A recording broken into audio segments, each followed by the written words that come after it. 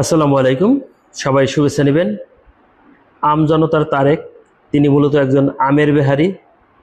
তার মন চাইলো একটা দল করবে, এই জন্য নিবন্ধনের জন্য নির্বাচন কমিশনে আবেদন করেছে।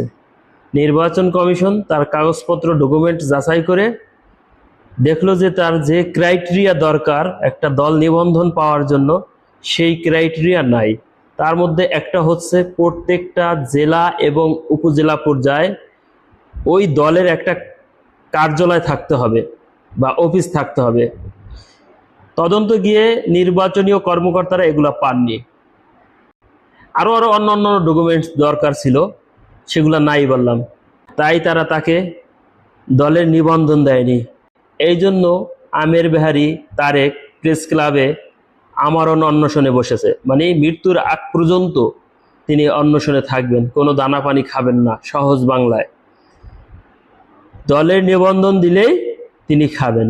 এখন দেখেন এটা কত বড় একটা অযৌক্তিক। তিনি বলেছেন তার ডকুমেন্ট সব ঠিক ছিল। ঠিক থাকলে ভাই তোমাকে কেন নির্বাচন কমিশন নিবন্ধন দিবে না? তিনি বলেছেন তার অফিস ছিল প্রত্যেকটা জেলা উপজেলা পর্যায়ে। দেখেন এটা কত বড় ডাহা মিথ্যা।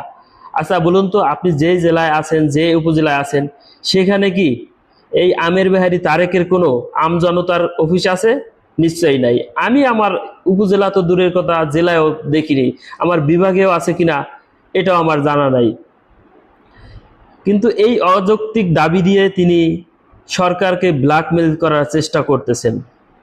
এখন সরকার যদি তাকে তার দলের নিবন্ধন দেয়, তাহলে বলবো আমাকেও আমার একটা দলের নিবন্ধন দিতে হবে।